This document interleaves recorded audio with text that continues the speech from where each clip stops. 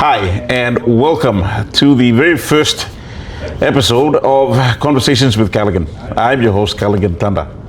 Now, my first guest pretty much is, I wouldn't say responsible, or should I say is part of the reason why I'm doing this podcast in the first place. But this special episode, he himself coined the episode. It's called Blo Trabol. So please, without further ado, let me welcome my first inaugural guest on Conversations with Cullighan, the Honorable Governor for East Sepik Province, Allan Bird, who joins me today.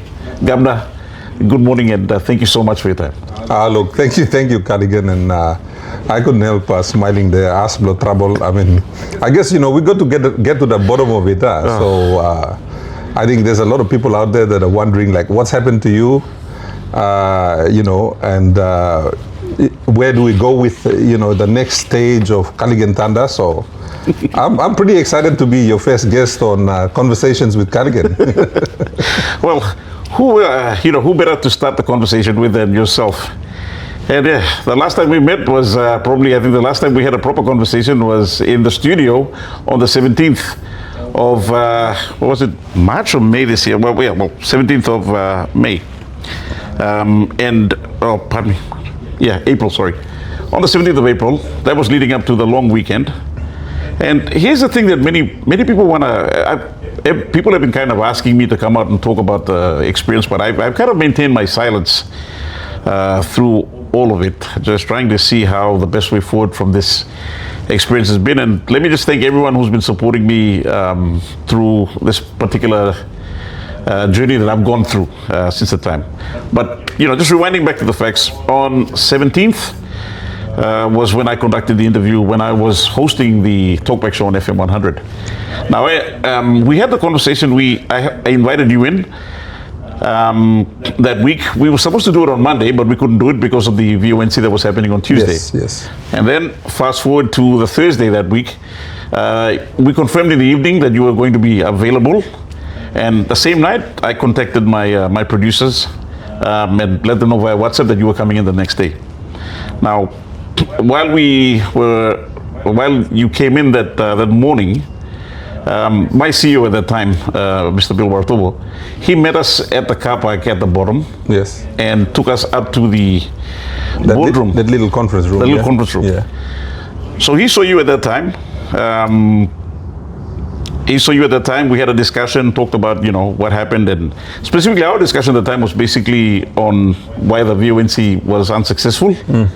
And secondly, the other part I was trying to ask you about was, like, if the coalition, the opposition had actually been successful with the VONC, like, what were the alternative policies?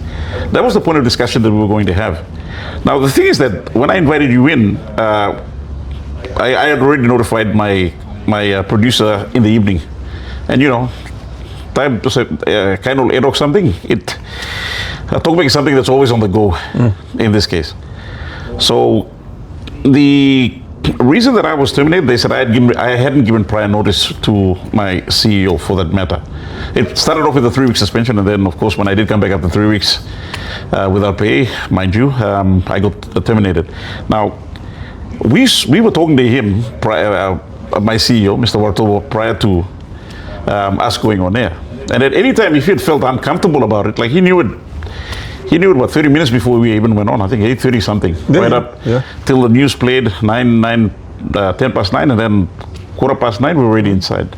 He could have said no at any time, and I just wanted to ask, did he ever give any indication that it was uncomfortable from your experience? No, I mean, he was happy. We were laughing, we were cracking jokes, and that wasn't the first time. I'd been on previous shows where you invited me and I'd come along and he would actually come and meet me. In fact, I don't know if it's normal, but every time I've been there for a show on Talkback, I've always met with the CEO if he was there. And I remember even before, there was a lady in charge, and I forget her name, really nice lady. Caroline. Yeah, Caroline. Caroline. So I would meet her as well. So I figured that was the normal, usual process of doing things in terms of those interviews. So I didn't see anything unusual or anything that would indicate that he was unhappy, and so from my perspective, I assumed everything was okay. And also, like, every time I've been on that particular show, even with Roger Haofa back in the day, and then Douglas, Dimagi, and then yourself, we've always had very open conversations. So that particular show was no different to any of the others we'd had before. And yeah, so I was very surprised, to be honest. Well, we went and did the show, got off the show, and then it was the long weekend. It started on Thursday, was the last day of the week that time. It was the Easter weekend. I go for the long weekend. I come back on Tuesday, because Monday was the Easter Monday. And Tuesday I come back, I'm on the show, and I get called into his office. This is just, I think, 11:15, around that time. He calls me in, and he gets up and he says, they're not happy with your interview last week. I said, who? And they said, this is a message from the top. And I said, who? Telecom? KCHL? Who's not happy with us? Because FM100, we report to Kumul Telecom, or should I say, well, Telecom, and Telecom obviously is part of KCHL. So I asked, who's happy? And he said, the guys at the top. Now, not at one time did he specify who exactly it was. Even to this day, like, I honestly have no idea who those people were at the top, or who the top was. So he said, it's either going to be you or me. One of us is going to walk. And I told him outright there, and I said, Chief, this is censorship. You can't be doing that to a program like ours. And, I said, well, we'll just have to wait and see. So by the afternoon, and the sad thing was that I had my kids there with me at that time. They'd come to spend a long weekend with me, and they were going back to go stay with their mom. So he calls me in around 1 o'clock or 2 o'clock something, and he says, I'm really sorry, but we've got to suspend you. I've been given the marching orders to suspend you. So I got suspended for 3 weeks without pay, saying that failure to notify of the guests coming in. And I was like, can you specify which particular policy I breached? Or in my appeal, you haven't specified what policy I breached, what particular clause. None of that. No company policy, nothing. So I took it on the chin, stayed for about 3 weeks at home. And during that time, I think on the last week, no one knew about it. And then, the funny thing was that on my last week, I think, on the second last week, I think, of my suspension, we had the Media Awards night. And so ironic that Best Radio Program of the Year was awarded to my show, the Talkback Show. Well, awarded to you, because that's your show. You're the one that runs it. And I wasn't even invited to go and sit at the table or to actually participate in the show. So I was like in absentee, and they went and accepted on my behalf. And I'm just, it's a collective thing. Myself, my producers, we've all gone through that. But it just showed a stark irony to the situation right there. I got suspended for doing an interview on what the show's all about, having open, frank conversations with facts.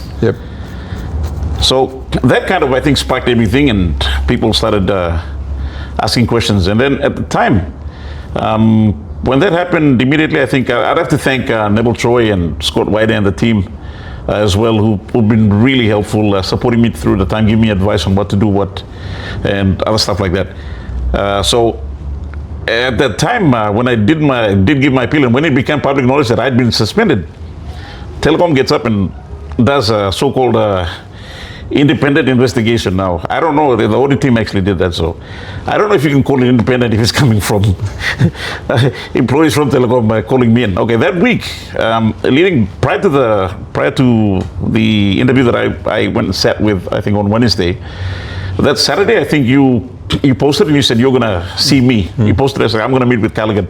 So I came across, we met, had coffee, and you were asking me, what's the situation? And when I went there, one of the questions they asked me and we had a coffee, we had a chat, that I met with you, and I explained what my situation was. And then when I came for the meeting, they asked me, did you meet with Governor Bird? And I was like, yeah, I met him on the weekend. That was part of the interview questions.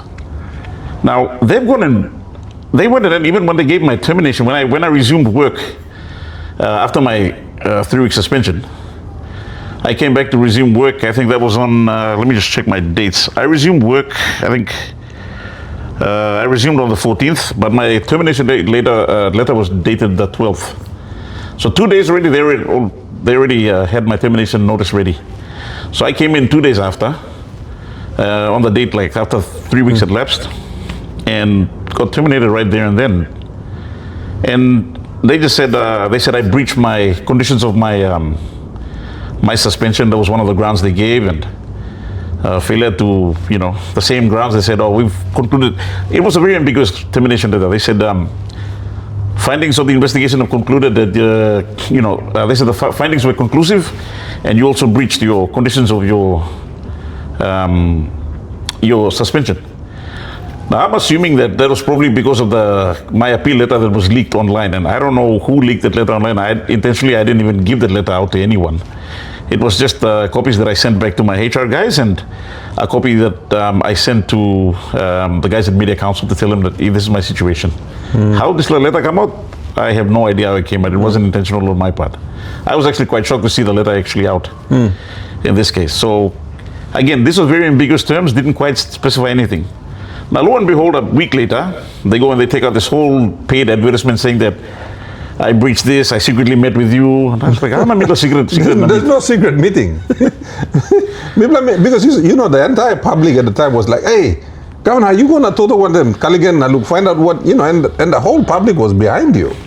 So, in responding to the public, we had a public meeting. There's nothing secret about it. And you even announced on your Facebook page, I'm meeting with this guy. So the whole country knew we were meeting, except the board of telecom, they were the only ones that didn't know, and so they decided to call that a secret meeting. They called it a secret meeting. So when I saw they were saying, okay, he breached this, he breached that, I was like, the paid advertisement was actually a bit more detailed than my termination and my suspension, which is so ambiguous and very vague. And that's what actually led to my suspension, termination. And I'll tell you one thing. During the course of my appeal against my suspension, my appeal against my termination, they've never responded to any one of those.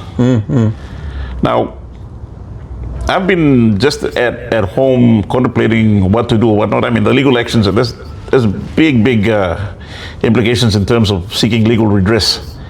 But I've kind of weighed things out, and I've decided not to pursue any legal redress or any legal action in this case, because I've realized that if I do take it before the court, then I can talk about the issue like what we're having this conversation about now. So I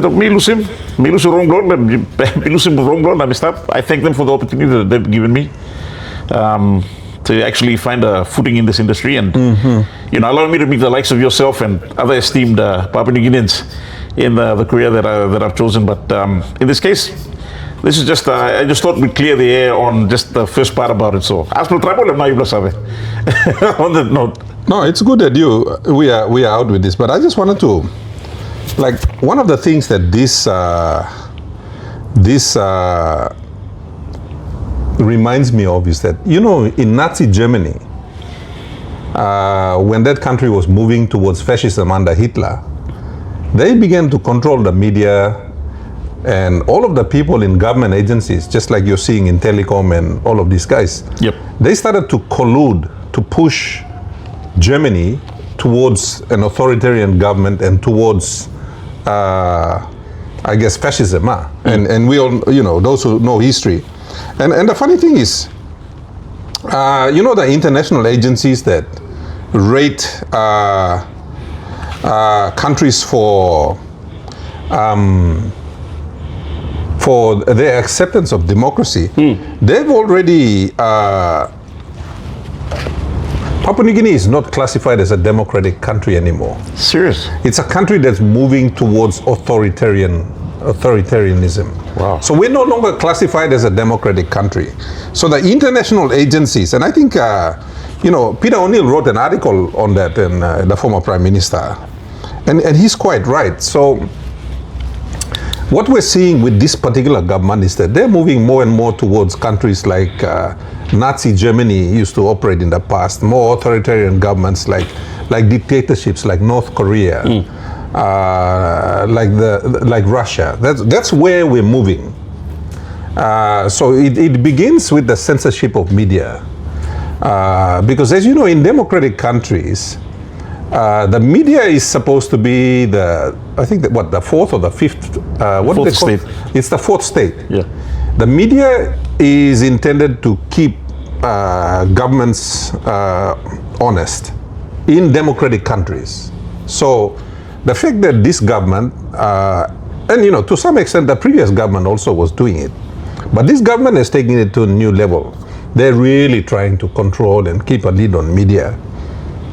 It demonstrates that we're not interested in this, the fourth state, the media, being part of our democratic process. So I think what's happened to you, I think in the past there was Scott Wyder and a few others who were terminated from MTV, I think I remember. Yes, yes. So, you know, that was the beginning. And you know, this is the scary thing. And this is why I think all Papua New Guineans should be afraid and they should be worried because, you know, countries don't just suddenly become authoritarian. Yes, in some places you get military coups and that kind of thing that pushes it straight there.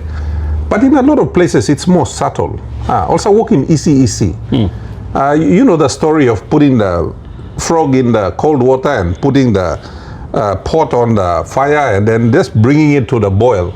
The water is getting hot, the frog is cooking, but the frog doesn't realize it's cooking. And pretty soon it's going to be a feast for somebody. Well, Papua New Guinea is like that. We're like that frog that's being put in the water and the heat has been raised slowly. So we're cooking. But outside agencies have already rated us. They're rating us. You know, we already tick all of the boxes for a failed country. So we're sort of heading in that failed country direction. And so not only that, we're beginning to tick all the boxes of an authoritarian fascist government. That's where we're going. But in this case, this government is using Christianity as the tool to drive us towards this authoritarian government. And that's I think scary. And most Papua New Guineans I think are oblivious. You may not look something here will come up, but it's happening. You know, you look at the police force, they're paralyzed half the time. You look at the Ombudsman Commission, they're totally paralyzed, practically ineffective. You look at like ICAC, look at the problems with ICAC. Auditor General is just a shadow of what it used to be at independence, you know. So all of those agencies that were developed with teeth in 1975, they are now toothless. Their teeth have been removed. Their fingernails have been removed. I think their brains have even been removed. They're just like paralyzed. And so what's happened to you has come as a big shock. But I think it's an indication that all of those people that are behind this authoritarian government, they are now becoming more and more emboldened. They all seem strong now. Yeah. So it starts with you. Tomorrow it could be somebody else. Pretty soon it could be all of us. All of us could be behind bars. I mean, look at some of the laws that have been passed. You know, there are laws that legitimize an authoritarian regime. That's basically what it is. So, you know, we were both surprised because there was nothing unusual about that particular interview compared to the hundreds of other interviews that we've done. And one kind does all.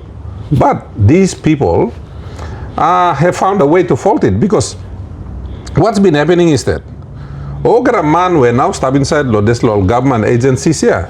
I'm all boy blo boss. They are all boy blo boss. They all bow down to the boss. They all serve the boss. They no longer serve the country. They serve the boss. You look at him. And that's the danger. When everybody starts worshipping one particular guy and they start to idolize that person and they start to believe that this guy can do no wrong, you know, that's what happened to Hitler. Everybody thought, you know, Hitler was a gift from God. Look at what Hitler did, you know. He ended up starting a war that killed so many people, you know. And we're forgetting because it's 80 years later.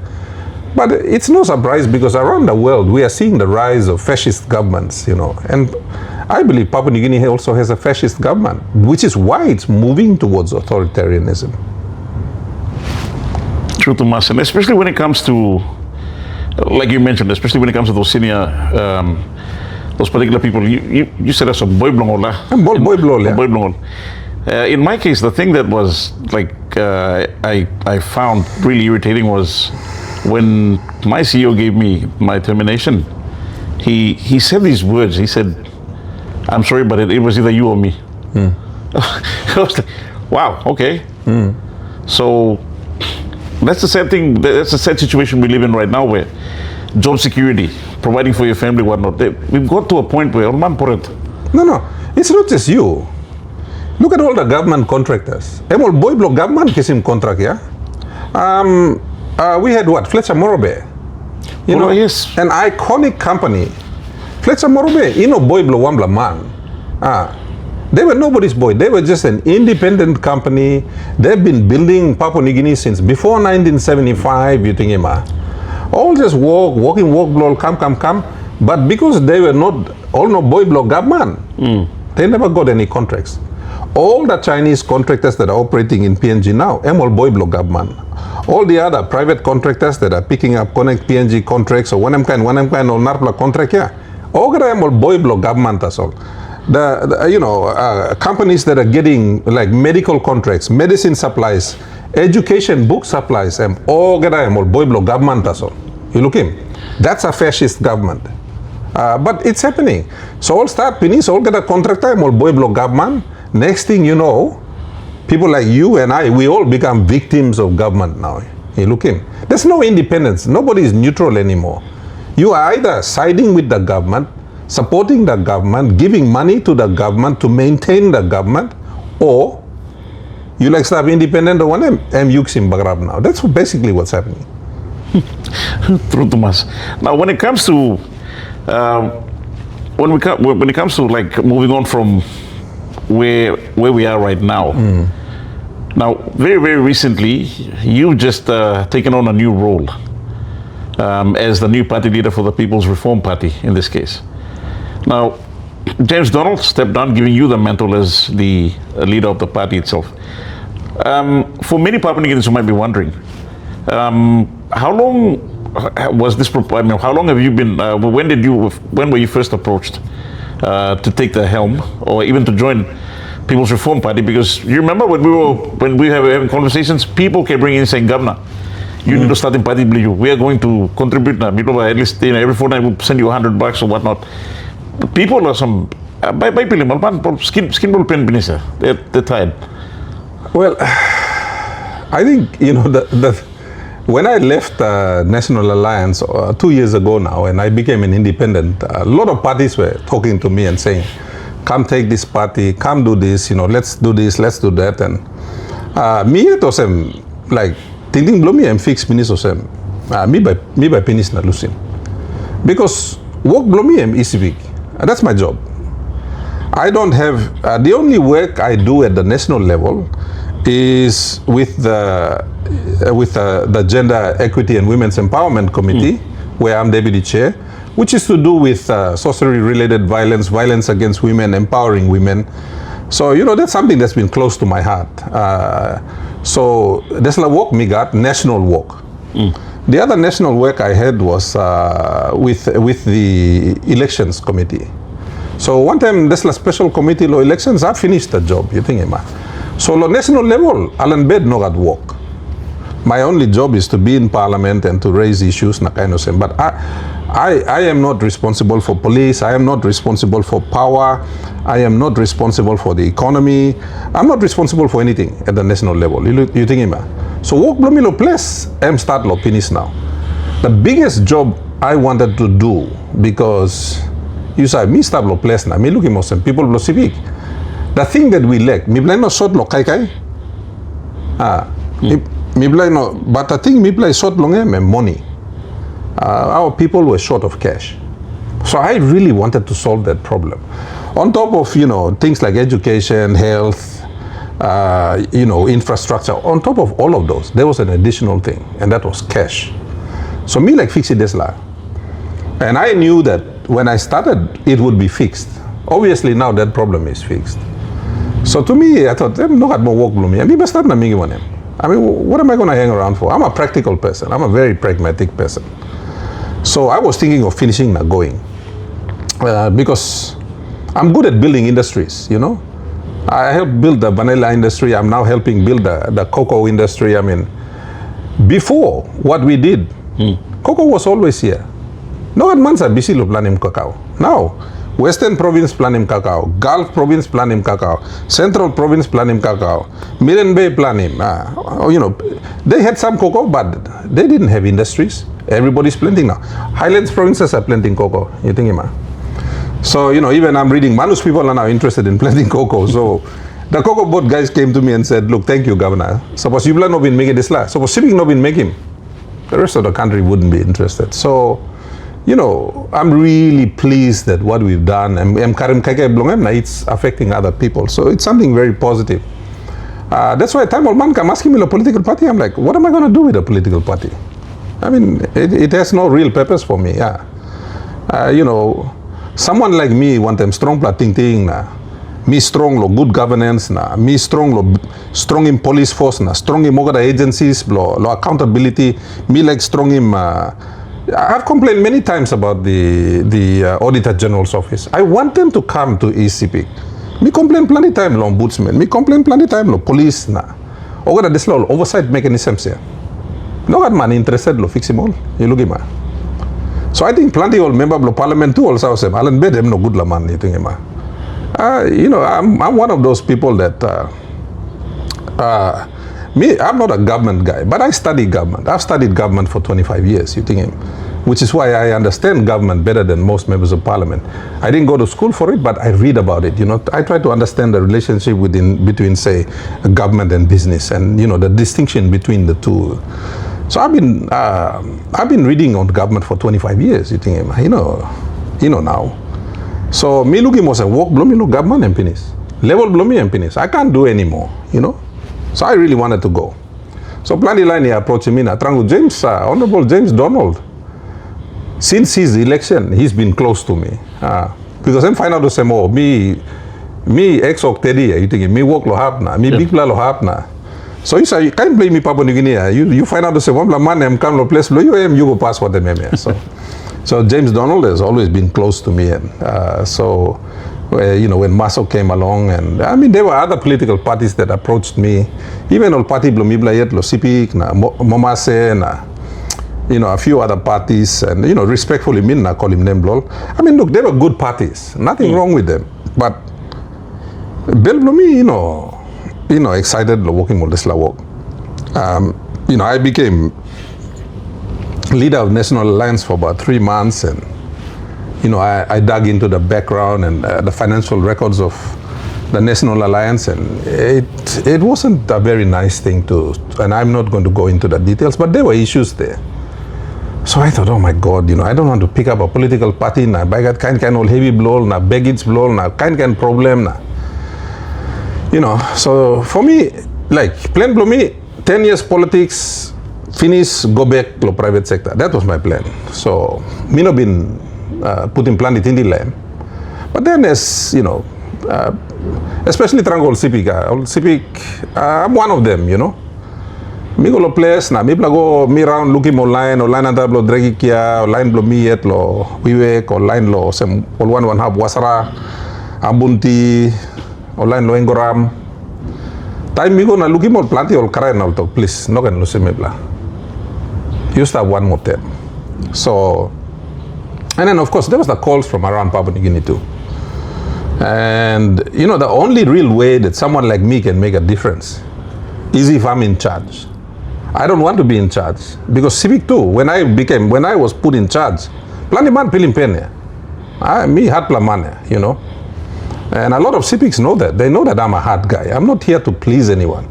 I'm here to fix something. Now if you're gonna fix something, now you need to replace the engine. Come out the engine na trome na put in nubla engine, you think them kind head me got there. So in Sepik, like the public servants, man, the East Sepik public servants, they fought me for 5 years. Plan the blow to pass him talk lo Milo election because I was just too hard. But then time will look him all same or something start current kege or the public servants will start law. The ones that didn't like me, they became my greatest defenders. The ombudsman, when I was nominated for Prime Minister last year, ombudsman sali wambla team goran lo investigating me lo wiwek. All public servants like Paitimol ombudsman line. So I got a phone call from the provincial administrator, he said, Governor, you make a really problem. I mean, the one problem. And all public service like Paiti Mol, ombudsman line. Hey, no can Paiti Mol. Me to also them all come investigate you. I said, look, whatever they want, give it to them. No one blaman, fight one blamana. Just don't do it. So me smiled because I thought, hey, all public servants are Birua Lumia. They are now defending me. You think, So I'm like that. I'm like that. You know, if I'm convinced that there's a certain way to do something, Mimba make him. You think, and nothing will stop me. Mimba make him. But you know, in order to do the things I've done in East Sepik, I needed the permission of the Sepik people. Now you know, Miblo Sepik, Miblo Hatlamania. You know, Miblo also Miblo Highlands too. You think, Miblo strong light line. So you know, to be able to gain the trust of the Sepik people is not an easy thing. It's not an easy thing, but you know, I'm very privileged that they gave me their trust to do something, and I'm doing my best. What I found out is that I can fix everything that's my responsibility. Things that are national government responsibility, I can't fix them. I'm hard me fixing me because I'm work blonar laman. Responsibility blonar laman. So everything that's failing in my province, everything that's failing in every other province, they are all national government responsibilities. Power is failing, and work below said, national government. Water is failing, and work below said, national government. Law and order is failing, and work below said, national government. You look in, everything. Our main highways, like the highway between Ley and Medeng is collapsed. Plan the hub, there's a national highway and collapse. Work below said, national government. So everything you look at, defense force is struggling, and work blows at national government. So the national government is failing in all of its responsibilities. It's failing, all right? Now, who's getting the blame? Ordinary members of parliament are getting the blame. Provincial public servants are getting the blame. Governors are getting the blame. Meanwhile, there's a protected species here in Port Moresby that don't get the blame, you see. So there's a really serious problem there that nobody seems to be able to fix. Even James Marape, respectfully, I'm 7 years now, I'm fixing one Sunday. All this is the same problem here. You know, why did many of us want to get rid of Peter O'Neill? Because I didn't have power in East Sepik, and I was fighting for power in East Sepik. Law and order was collapsing in East Sepik, and I was fighting for that. Now me saw was a problem in national government. Now me fight one day Peter O'Neill or Deslaya. Now, 7-8 years after Lomibla Rosim Peter O'Neill, the guy who replaced him can't fix those problems. So by me making one of them. You see what I mean? So anyway, coming back to the political party situation. So time over a month start talk, okay, look, give it a go, take over a party. So Miss Kelly, there were 5 really good parties that approached me. Noga Amlasani wrong lol. And like me sit down and Miss Kelly. Now me man look a long way. I don't just look at today and tomorrow. So James Donald and his team, they asked me about 6 months ago. Now James M come na em talk. Bigla. How's money I'm stab ya? Come na ksim na yumiranim. All that la good la brata too, trangoli can talk. But I needed like a framework. Out of all of these ones, which one do I choose? The first thing I wanted to do was I wanted it to be a clean party. And in fact, 4 of those parties that came and asked me, 5 of them, they were all new. Clean records, no issues with them. So they all passed my first criteria. My second criteria was that I didn't want a Momase party. Because me blow Momase. Now suppose me si Momase party, all papuni ni bata, I am all yet, all make him laugh, stab. So that eliminated a number of those parties because they were from Momase. So, and then that, the other one I wanted was, I wanted a party with young members of parliament. Some old member of parliament will come inside, thinking blongal good plan, all no bagravieta. You know, so you, in a sense, you start one time, a clean sheet of paper, you know. And so for me, and then the other part was, I'm about reform. Everything I want to do is reform, you know. So the only party that had that, and it had it in the name, was People's Reform Party. They had it in their name. And so that's why in the end, this party fitted me. It was a good fit for me. And the other thing also that I wanted was I'm definitely like, okay, all people Blo Sepik talk na, Bamiron lo 2027. But that's the absolute last time. No one is going to convince me to run in 2032. And me balabun man pinise. What am I going to be wasting my time in politics for? You have to be realistic. You need to get out and not die in the seat, you think, Emma. I mean, I respect, look, Grand Chief Sir Michael Somare, Sir Julius Chen, one of a kind. You know, they were, but I cannot compare myself to those two incredible men, you know, like all staff law category blow liata, all papaya, people all pangal paiwood or PPR blow now, you think, you cannot compare yourself to those two gentlemen.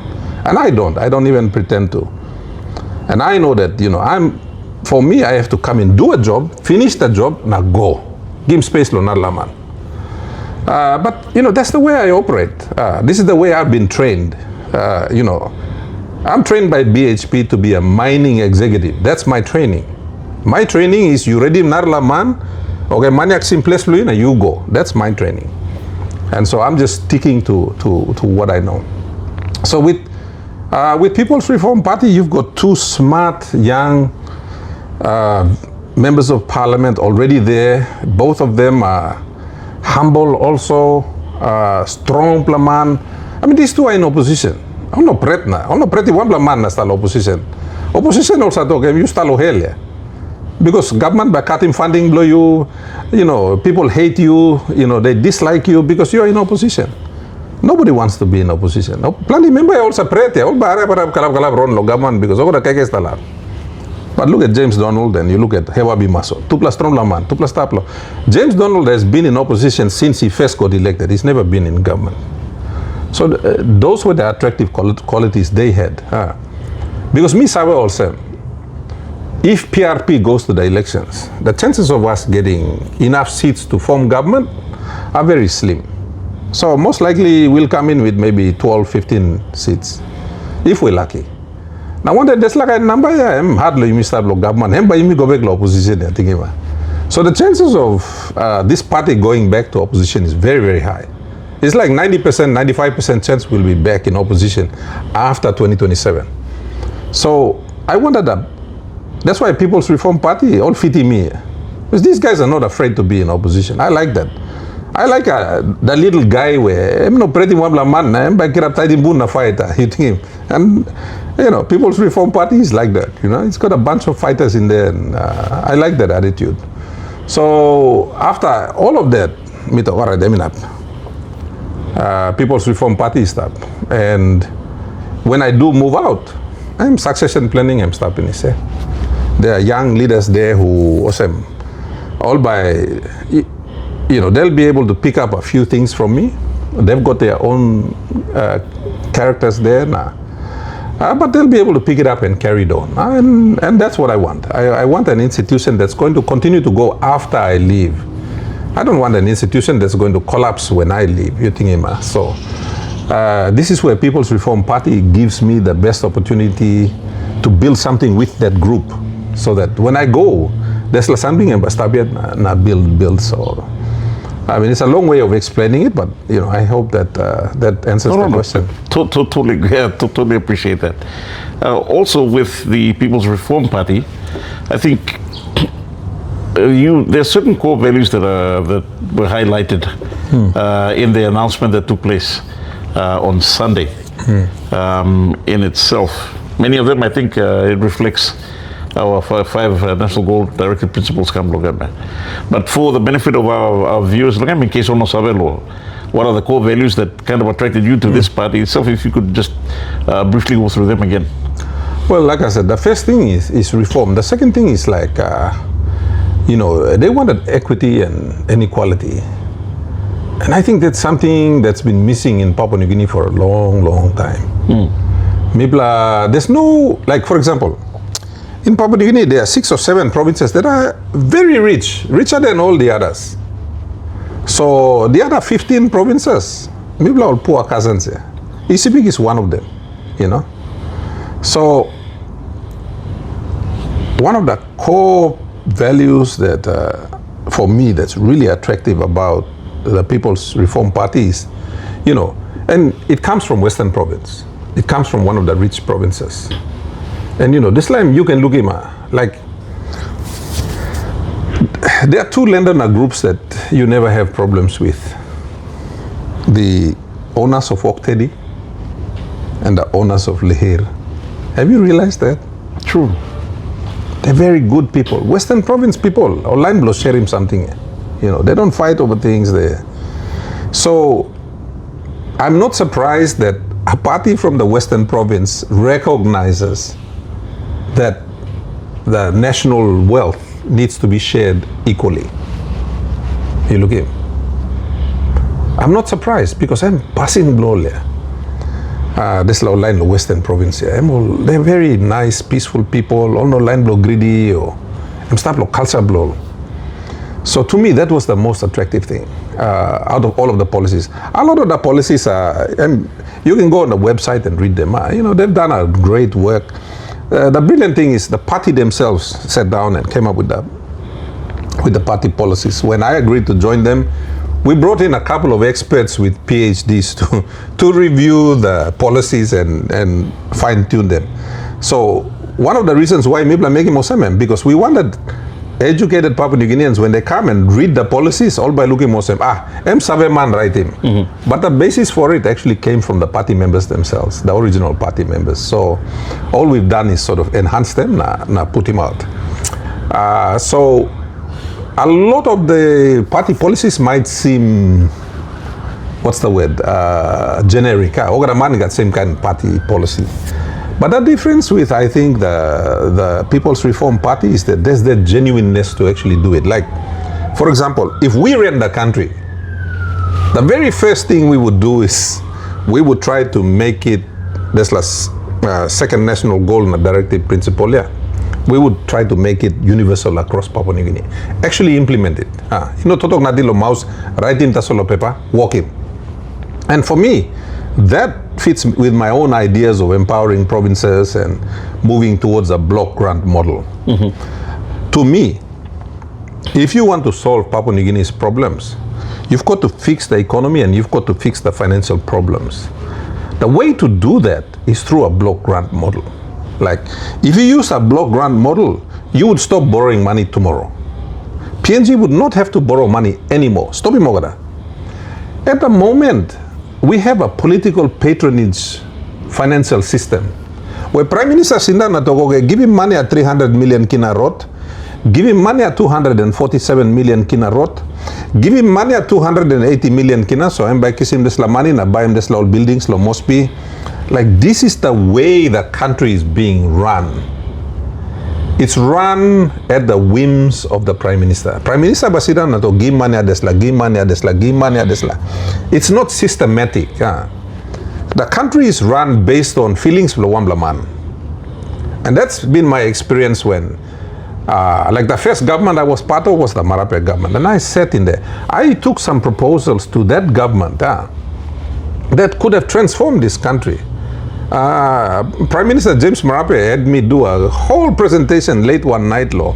How much cabinet all ministers na, how much all governors na. Man, yes, fighty na. We never did anything about it, you see. So I know that this government is not committed to anything long term. It's just committed to staying in power. And that's one of the reasons I left. I'm here because I want to do things. I want to achieve outcomes, you think, Emma. I don't want to come and waste my time. You meet to talk story, na grease, drink coffee, na one we want to solve real problems, and I don't see them doing it, you see. But PRP, People's Reform Party, we want to reform everything, from every single agency, structure namelo national, subnational government. We want to reform them all. And we don't want to take 8 years to do it. We want to do it in the first 12 months. Put him over the reform you're going to and then Larry Memwoka. As I said yesterday, we want to lay down the train tracks. Put him track here. So that you put the train on top here, you saw saying run leana go hap. Larry run number ogara man run lo 4-wheel drive na wogilo like blow. No. It's got to be done like this. So that's why we call it a hard reset. And here's the thing I want to make clear to the people of Papua New Guinea. James Marape, he has no original idea of his own. Now he's using national reset. Where did he get those words from? He got it from me. Ilugima. I'm using this law la Talkback take back PNG. He got that from Gary Jufa. You know, sadly, the man has no original ideas on how to solve the country's problems. I mean, does he even know what take back PNG means? Does he even know what hard reset means? I know. Hard reset means taking the really hard decisions that nobody else wants to take. I mentioned it yesterday. It's about taking the bitter medicine, you think, Ima. So this is why the People's Reform Party, you know, these guys understand, this team of great leaders, they understand the hard things that we need to do, and they want to take that road. I want to take that road. The question now is, you know, do the people of Papua New Guinea want to take that road? Or do we want to continue with lolly sugar and see where that takes us? Because lolly sugar over the last 15, 20 years hasn't taken us far. True. You talk about the hard reset that's PRP mentioned yesterday as well. Now, when you talk about hard reset, and especially with reform being one of the key word here in your party, if you were to put some reforms in place, what would be, say for instance, the immediate reforms that the country currently needs right now from your perspective as the party leader? Well, I've got something written down, so I might just go through and read it so that you know that no talk, nothing. You know, these are things that we've thought about, things that that we've done. Like, yes. Okay. The first thing, and this is a long one, Emir, so if you don't mind, Bami reading sampler blow. To me, the very first thing we need to do, pillar number one, is governance and institutional reform. Like, this is the most critical pillar. The biggest hindrance to the growth of the country is in its governance. Governance is a problem. Look at you. You are a victim of governance. You look at him. So, this is the thing that needs to be fixed. So anti-corruption and total transparency. We mentioned that yesterday. That needs to be paramount. We need to empower those independent institutions here. And midlay talk here. Ombudsman Commission, Auditor General, sir, ICAC, you think him. So make sure they have the guaranteed funding and the operational independence. Look in police. Police got one plus special committee where committee but decide also you prosecute, you may investigate in the Slaman. No one investigate in the Slaman. That's not being independent. That's being subject to someone's control. You think we got to fix all of that. ICAC should be free to investigate anybody. Remember? Sam Coyne was in charge of Task Force Sweep. Why did they dismantle it? Because they did their job too well, so dismantle him. You look at him. We can't have that. Next one, transparent public finance. Me to talk law. So now, like with the People's Reform Party, we want to go online. Put him over the place Cullighan or man by looking operation blomipla. I want to do the same thing with government finance. You know, when I first started publishing the budget of East Sepik provincial government, hey, you got a man argue under me or public service to no, you cannot publish that. I'm like, why not? Also, again, private information. Me to no. This is public money. We got to do the same thing at the national level. Put you got a Sunday place Cullighan. You know, IT loan him. And private money blue you, na Mary blue you. No got there. Put in place Cullighan. That's what we got to do, because when you put in place Cullighan, all man by understand why usad man og sim this la contract and this la contract. Put your in place Cullighan. You've got to be above reproach, you think, right now. Ogara man suspect all the same government and corrupt and they're right because there's absolutely no transparency. Okay? So we need something like Ogara provincial government budget, national government, contracts, expenditure, put in place Cullighan. Laremo, Ogara Papua New Guinea looking. So we need something like an open PNG portal. That's what we mean by a hard reset. Put in place Cullighan Ogara man look, you like it on him. Man sa still ta solely I'm like him nameless you look him, man. Number one, whistleblower protection. We got to make sure that Ogara man only got this, only come na blowing whistle here. All no na kissy heavy. Look at you. You know, you're being nailed for nothing. We need strong whistleblower protection. So we need to enforce robust legislation that protects citizens and officials who report corruption. Look, man. Next one comes back to block granting. We've got to decentralize service delivery through a block grant model. Again, this is about solving. You can look at most. Okay, something we start total 1, 2 years is all about the financial management. We've got to fix that.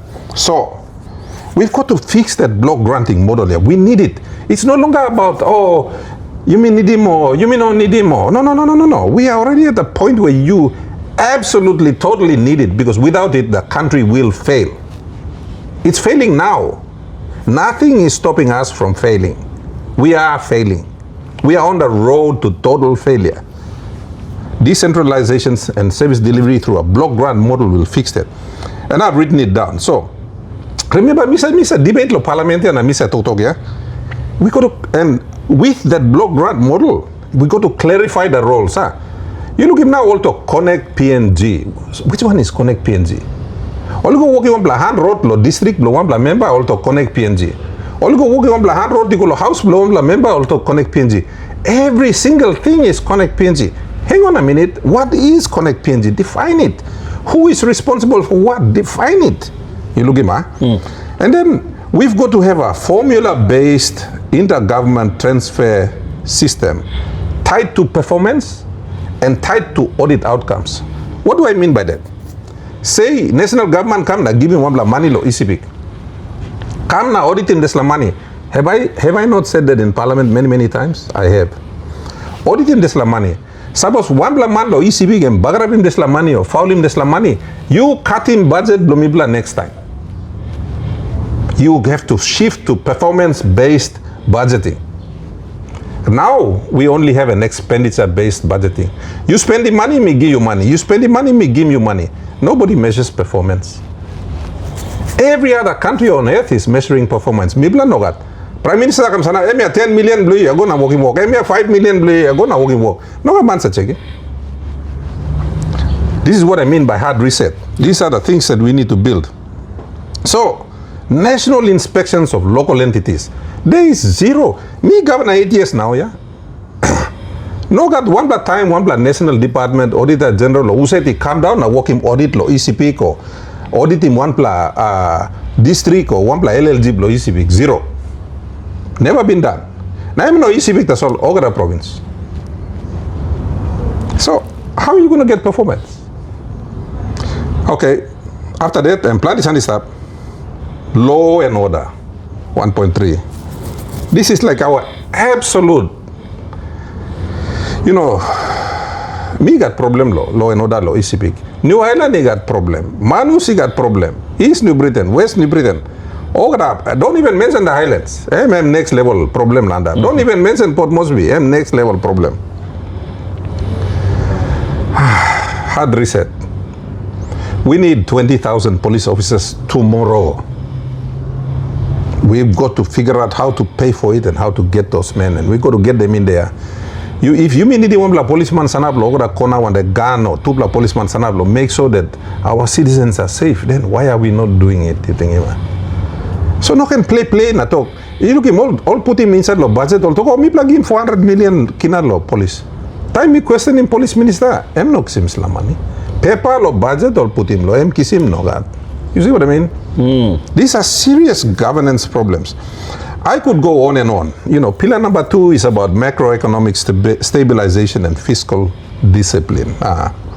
So we've got to restore confidence in the management of the economy. That's my pillar number 2. So I've got all these pillars. No good me back go. Now I'm back take him whole one in my butt. You can see from just the first 2 things I've mentioned. These are the things that are critical that we've got to fix. And that's what I mean by a hard reset. You go inside your first budget you work in. You think, first budget. You cannot wait and dream and, you know, talk about rich black Christian nation. How do you get to a rich black Christian nation? Spell out the steps. Mibla writing penis na stuff, yeah. Now me to talk lo sambla blong yeah. You think, so Bambi Lucy Lab, let's not go too deep because I've got about 10 pages here that I've written up, you know. Now, in regards to those reforms itself, I think the smartest thing that I noticed, and I think it's a step in the right direction, particularly for people out there who might be interested about the core values of the People's Reform Party, is that now you perceive all of the digital aspect of things, and there is a digital platform where members of the public like yourselves, you can actually log on and see what's happening in their part. And I think transparency is one of the key things that you mentioned when you announced the platform. But for the benefit of our audience, if you could just explain what the purpose of the online platform is. All right. What we've tried to do is say, put him on the stuff we want to do in the country, a microscopic view of that. People put him inside the party. All right. Things like, suppose, and we're still sorting it out. Let me apologize to the public. I think something like 50,000 people tried to join yesterday. Damn. And the system crashed. People are not expecting this last, so I want to apologize. We've got people working on it now, trying to fix it up. The other thing is that we have cyber security on the system, so plan line apply this la cyber security by check him out bona fides blow past them before law. So it's slowing things down. So we've got about 20,000 people, or maybe up to, I haven't checked lately. They are just waiting for the system to accept them in. So it's, if I can ask people to just slow down. I mean, look, we don't have to do it all at once. We've got the next 12 months for people to join them. And then, of course, the payment options too. We still have to sort out how that works. So, all man like Sally Money, please, you will wait past them. Wait, now you Mr. Tim good. So, me like him some time, you put him 100 kina blue, you come inside, yeah, or 10 kina blue, you come inside. Mibla account lem good so you by looking at by belly serious and more mibla no height kissing money blue na team na wogi something mibla wogi place kiliana you can look him so but then further on like inside one of the big issues is going to be like candidate selection. Ogara man now like I'm na run one them People's Reform Party, yeah. All right. I me part of National Alliance na me looking most even me looking how Pangu Party working. The party leader and some of his group, senior line, all by sit-down, all by selecting candidate. You look him. So when we select the candidate, we go to the community and say, "Me a candidate blah blah." Sometimes community knows a one bell. So one of the reasons why when our members join us, people ask him all put in which district you come along him. There's a reason for that. When it comes to candidate selection, say 5 people write you blow Yalibu Pangia. Imbongo, you blow Imbongo. Okay. Say 5 laman candidate lo Imbongo Salim Kamna. Okay, Governor Bed, I'm like this, I'm God's gift to the planet, blah blah blah. Selecting me no, me baron lo PRP. Well, I don't want to make the decision. I'm not going to vote in Yalibu Pangia, I mean in Imbongo. I'm not going to vote up there. Online anda ba vote. So me like him, get a member blo mibla lo Imbongo ya. Mibla ba gonna put him online na toge me 5 candidate ya. You gonna mark him 1, 2, and 3. So we have already developed an online voting application. It's on the system. So over the line, say we have 1,000 members from Imbongo. There's like 1,000 members from Imbongo. Yeah, all by Gona. They will do a pre-selection of the 5 candidates. The one that comes out number 1, that's the candidate we will pick. So the candidate will actually be picked by our members. That's one of the big point of difference between us and all the other political parties. So we've developed that online already. Understand? And then, so the other thing is like things like policy formulation. If we want to develop a new policy, we will write the framework for it. We'll put it online, and then we'll let all our members around the country have a look at the policy. They want to comment. They want to improve it. They want to take something away or whatever. Larimol, all stratim pinis, give him back Lomipla. We will then take the policy and we will get it passed through the process, approved, and we operationalize it. So that's another thing we have. So plenty blow something where also working low height here, mi blaba put in place killer. Even also running balance blow. People's Reform Party, private party blow James Donald, even though I'm Papa started. Private something blow me. It's an organization that we're building for the people of Papua New Guinea. So when you join, you have a say in how it operates. Everything, money, me bla collect how much money. Me like mo say you gonna click na looking by looking bank account na talk 500 kina stabia or 1 million stabia. You will see it as a member. So what we are doing in People's Reform Party, that's what we want to do with Papua New Guinea. We want to bring in that total transparent look. Basically, We want to give our members control of the party. You know, Allan Bird by control him, or me want them all executive. Me plus tabo say was man that's all. I'm sending blue blah. You think kind of same? The same way, if the people of Papua New Guinea can trust us and give us Papua New Guinea to run, I'm saying something me by making me. We are going to give you control of your country. That's what we are trying to do. You know, control the country blue by start when the People's Reform Party or Pangu Party or Narla Party or it's going to be yours. We want to move back to the full principles of democracy. Time old founding fathers Blumipla only adopting Papua New Guinea law 1975. This law principles all been got law this time yeah. That's what we want to return the country to, back to its people. That's what we are trying to do. This sentiment, I think, plenty time we've been told one time over the years, but more specifically, I think last year, towards the end of last year and this year, I keep making that point. Plenty man thing also when you talk politics, I'm something called big man, and me talk plenty time, me talk politics, and me talk together. You may complain like a country go bagarap stop, or you may complain lo why plenty law and other issues we got long, and it all comes back to politics. Everyone has to be interested in that. I'm echoing what the late Alphonse Gilubin talk, Dr. Gilubin talk. I'm talk.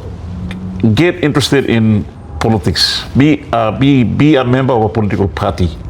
Have a say in how your country is being run. Don't just turn up at the polling station, polling booth every 5 years. You need Lokana. You need to take advantage of. You need to take hold of your future. You do that through the power of a political party. Be part of a political party because he said, political parties are one of the greatest institutions that we have that can direct the course of the country. Well, what you have just said now, we have taken it in the People's Reform Party to a new level. You can be sitting in Manus, you can be sitting in Namatanai, you can be sitting in Imbongo, and you can go online and have full access. Because you like me black hamantabna lugimilo Imbongo and Bahadia. No do like me black. So rather than me fly around wasting money, you know, the internet is an absolutely brilliant technology. Because to me, democracy works when there is transparency, when there is ownership, when there is participation. Lukima. The internet, and this is another thing. I want Starlink here. I want me like him old man Merilo, Meriva, or old man inside law, Wamamin, long telephonin, or one more. Okay, that is a lily boost place here. I want them to have access. So whether it's this political party or whether it's the government, I want them to have access. Opim duan or man meri lookim. You sabe, all tumana blow you time also cutting pig lo place. Also hide lo bus na cutting pig or also cutting place killer lo hap sing sing. You place a cutting pig lo we. You place a cutting lo hap lo sing sing yeah. So that one man karim leg lo piggy go, karim bun backside lo piggy go. You me over the sana blue look na you me looking mana karim go kam yeah. Well, to me, our ancestors practiced the concept of transparency and good government. So ugra man sinan na lulug no one bell. Time you me kisim this la concept of Westminster government they come inside. You me hide him, na you me cut him pig inside the bedroom. That's the problem. But if you open up that process, na wambla man lo bus, em can sit down na em just kiss him phone or one em na. You know, I have cousins who didn't even go to grade 1 and they can operate a mobile phone better than me. Seriously. Wow. That's how smart Papua New Guineans are. You know? I've been to remote parts of East Sepik. Now all bus man ya, all no go school ya, all operating smartphone na. Also watching Milo. One em ya, YouTube ya. And they're getting educated. This internet, these smartphones are tools that we are not fully, we are just using them to, look at rugby league or playing this lausa to Pacific or Port Moresby racing or whatever that is, or you know, finding girlfriend, boyfriend, or we are not really fully utilizing the technology that's available. Yep. So in the People's Reform Party, we want to take the acceptance and the use of technology to a new level. You know, people are calling all these meetings and we all have to fly to Mosby or fly somewhere else to have a meeting. You know, and we are doing it in East Sepik too. East Sepik is a huge province and, you know, you have to move people here and there. I don't know why we cannot have technology there. So, provincial administrator was sit down and call him meeting. Okara man sit down Lokankan district all to just sit down and look at the camera or conference room and they have a meeting.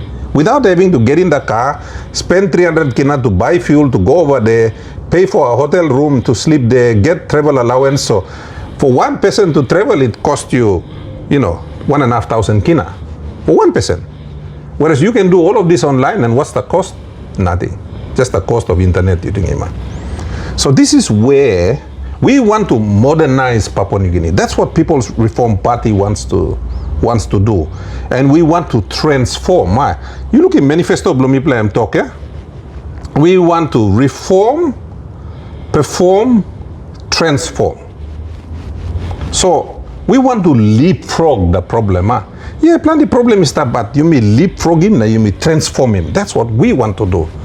And so we are going to embrace technology. Like, if other parties say they want to do it, well, other parties have been in charge for the last 15 years. Did they embrace it? They didn't. Mipla by walking, because for me, personally, Allan Bird, James Donald, Maso Hewabi, Secretary Blomibla, Ismail Tamutai, Mipla, like in people or place, must connect. They must connect, not just to People's Reform Party, but to their country, to their government, almost own him and something blow on. And we want to give them that. And I believe, without a shadow of doubt, technology will give them that. This la technology. Now will phone meet la put him na you may walk him this la interview you. This will give them access. And the cost is going to be almost nothing. You know, people are money walking this law Sunday. See what I mean? True. Well, Gab, I know you're quite a very busy man, and I won't keep you much longer on our program, our inaugural program again, Conversations with Cullighan. Like I mentioned already, this episode it's called Ask Blo Trabol, how we started, how everything started off. But Governor, for yourself, I'd like you to just to end our conversation here. What's the message? I mean, the message not just about People's Reform Party, but what can you say to Papua New Guineans who are interested or who want to see change, who want to see us move ahead, progress? It was sad enough that I think it was the beginning of this year we had our Chief Justice mentioned that the country has regressed. In any case, it was quite sad to hear it from our Chief Justice, but this is someone who's had a very lengthy history in our legal service. I was surprised that in his young heydays, he was actually up in Southern Highlands and knew many people, even my own family, my dad and everyone, while they were working with the provincial government back then. And to hear him say that, for me, it was, how should I say, it was unsettling to hear it from someone as senior as him.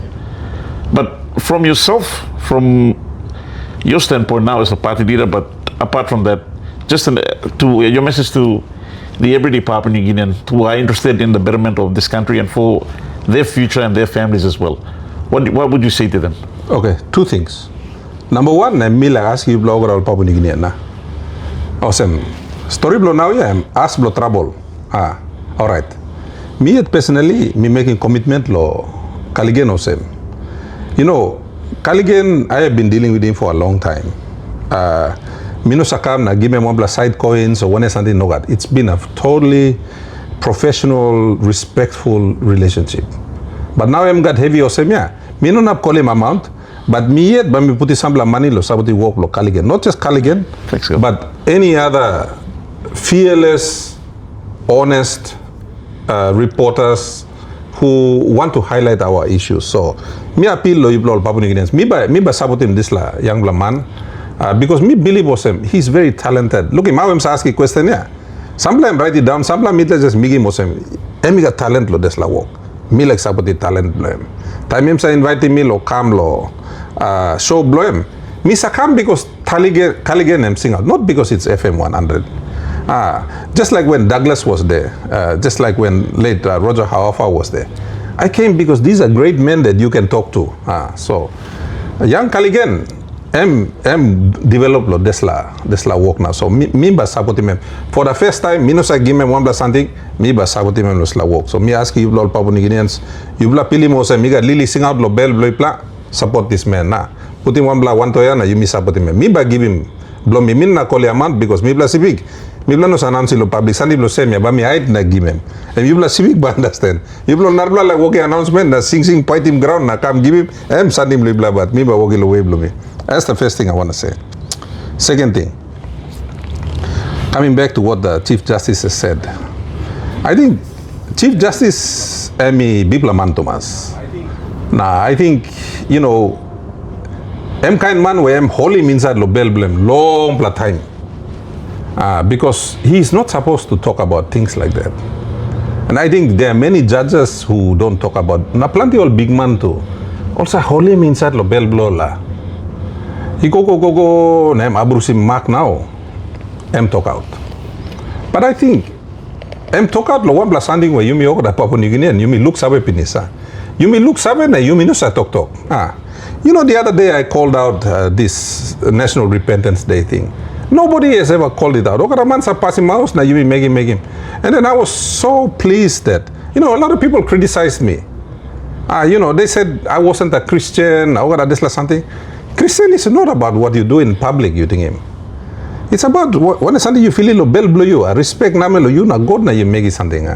But anyway, that's another, I'm not gonna go down there, but I was so happy that time he making noise. Head Blo Lutheran Church me come out na support him. Talk where me too been making long him. So I think that's the thing with Papua New Guineans. Me plus respect him all member, na respect him prime minister, na respect ya sa abrusi mark na something wrong. You mean sa to? You mean sa passing mouse. Come back lo, culture blo, you mean lo, respect You saw you can peel him pen na stop na man kalo place by quick time through you play cleaning place, killing pig or something. But you plus struggle lo school fee na or something But lo respect as well you me killing pig you think Na you mean na to talk lo problem. You may order kay pig na. All man come you may amma symbol no go pinis na EVM stop here. That's a PNG culture. We are now a modern country in the modern world. Yes, you got good culture blame stuff. But what the Chief Justice mentioned, I mean no personal problem lo Chief Justice. And problem lo country mention him. You look him. And that's the thing. We've got to separate things that are personal from things that have to do with common problems that we all are facing.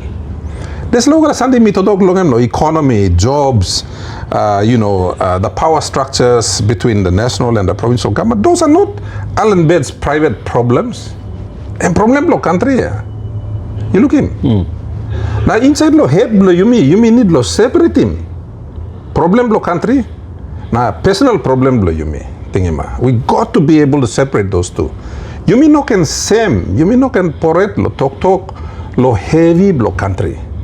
You know, every time I come out in public, you know, when I call out the Honorable James Marape, you know, James Marape is a nice man. But look at all the things he is doing. You know, he's not helping any of us. You look at him. So I'm not talking about James Marape as an individual. I'm separating that. I'm talking about the things where he is failing to do. Okay? Now, he should be able to see that. Me supposed to, hey, me time old man criticizing me.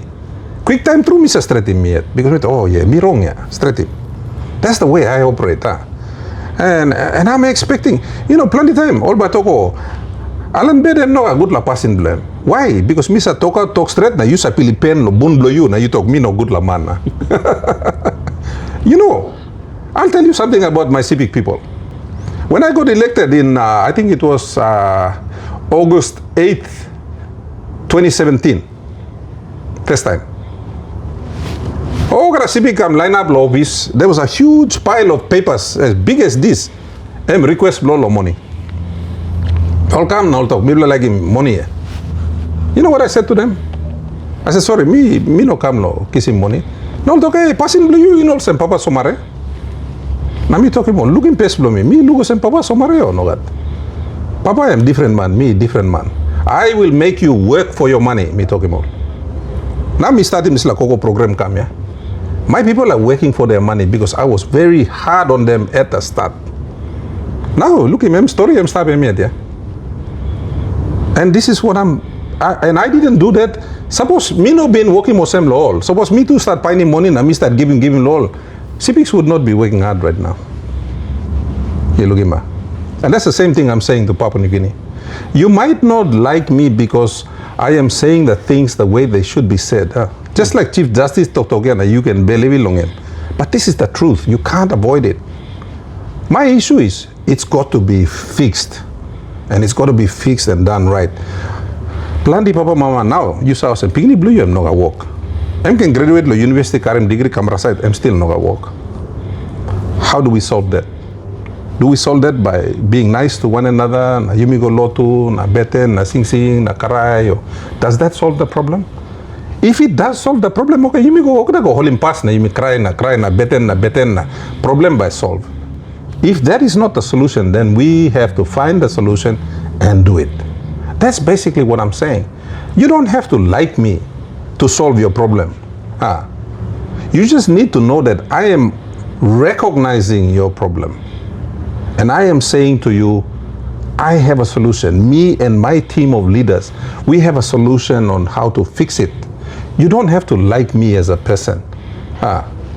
You just have to look at the solutions that we are offering and ask yourself, are these the solutions that are going to make life better for my child, my children, my relatives, all the relatives, singoti me all the time, lo money, lo the fortnight, or is it not good for us? That's the question you got to ask yourself. You don't have to ask yourself whether I make you feel good. If I made you feel good, I'd be selling you ice cream. I'm not an ice cream salesman. I'm a guy that wants to fix things. My team of leaders, including people like Krenga Kua, Dr. Lino, Brian Kramer, and all these guys that we hang around together, these leaders, we are here to fix things. We're not here to make you feel good by giving you ice cream. Because time block ice cream and pinisia. You may all heavy. Someone needs to, they always say, take the bull by the horns. Well, sometimes when you take the bull by the horns, you have to slaughter the bull, And someone has to do that. We can't all be nice people and come na. You may give me sugar loli na, you feel sweet stuff na. Situation blue bagarat. So that's my final word to Papua New Guineans. You want someone who's going to be, like, I don't want to be Prime Minister for 8, 9, 10 years, na round, na hello people, na, that's not my thing. You ask him all Sepik. Noga one blood time, Allan Bird go na cut him ribbon, na walking one blow opening. Mr. Talking about she blow opening, na use him. But we can cut him ribbon low on him. All Sepik but talk to you. That's the way I operate. I'm not here to go doing ribbon cutting. You blow cut him. That's the way I operate. I just want to see the result. The road to the result, that's not important to me. As long as we get to the result, I'm happy. So, I'm still unbelievable. Thank you, my brother. I'll continue to support you. You want to do another show, I'll be here. But like I said, let's support Cullighan. Thank you very much.